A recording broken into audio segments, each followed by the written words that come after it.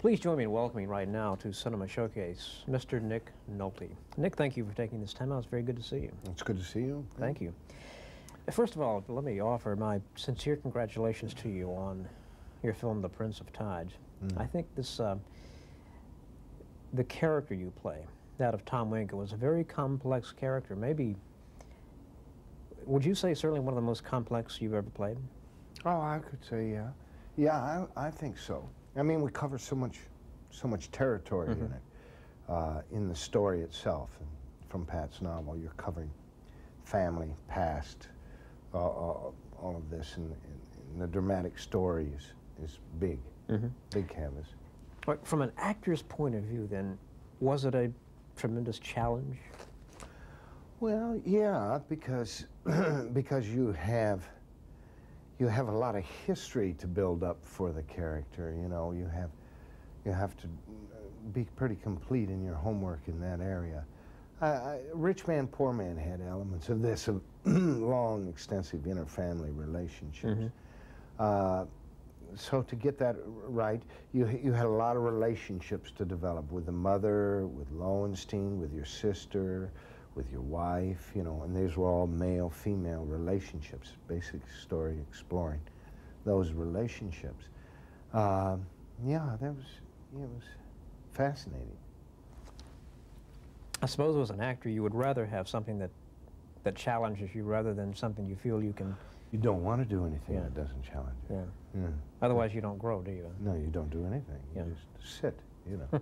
You know, then who wants to sit? So it's a matter of risk-taking, which is just part of it, you know.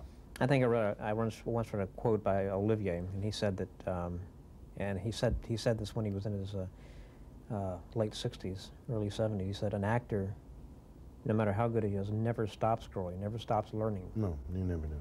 No, I agree with that. Yeah, absolutely. So you're always seeking whatever is out there to really challenge you. Challenge you, and then in that challenge you explore a lot of yourself, a lot of different areas that you might not get into, you know.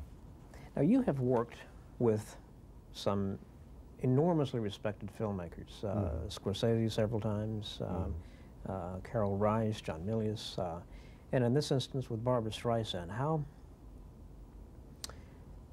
I hate to phrase the question like this, but I can't think of another way. How Barbra Streisand, as we all know, is such a legendary figure in one area of show business, and she's of course directed several, had directed several major films before this.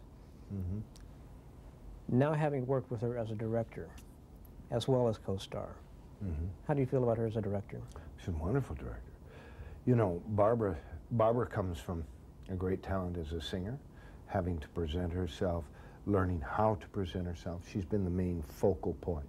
Then a lot of her films that she was in, she was the main focal point. So she learned a tremendous amount about how to present herself, how things put together, how it all works. So she carries that knowledge into as a director, which gives her a chance now that as a director, now the story becomes larger than her.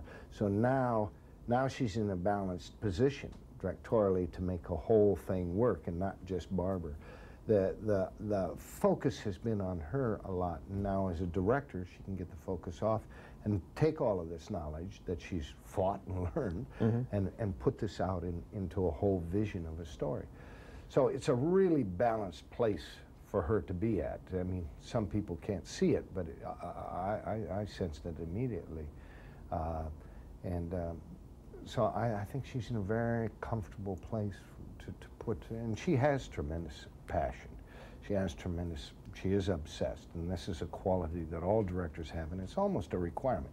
As long as the obsession doesn't become too much, you know, it's a balance, you know, there has to be, and a vision, you know, where a man like Martin Scorsese has been playing down that track for a long time and has developed great stylistic technique and everything.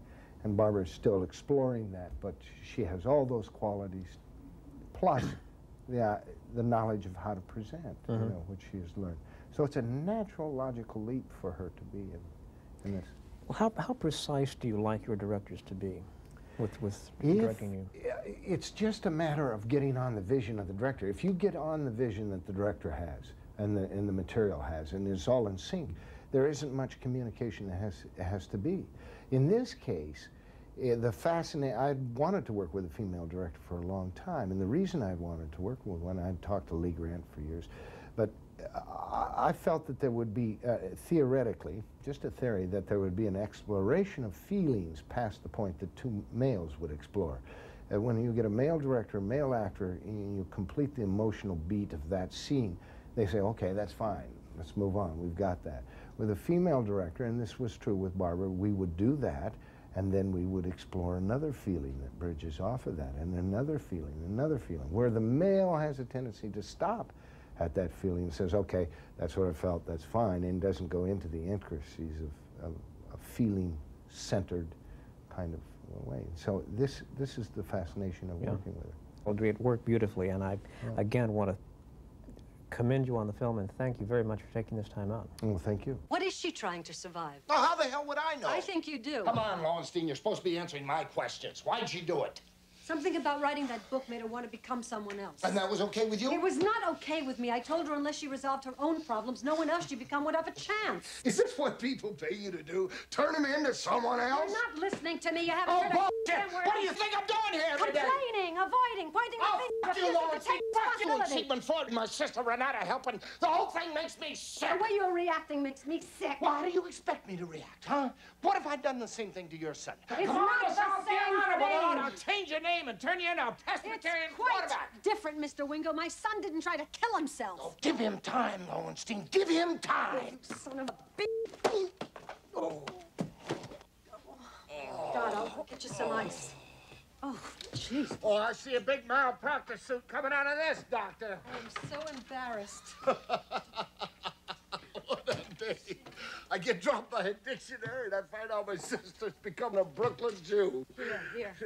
Oh, I don't need that. I'd rather act like a man and bleed to death. Just be quiet and take it. Oh. And after you've stopped bleeding, I'd like to take you to dinner. No chili today, Doctor. This time it's going to cost you. How can I help you, Sally? I'm trying to understand, I guess. Sally, I'm sorry I made you unsure of yourself. I can be a closed, defensive son of a bitch. Sometimes. Only sometimes.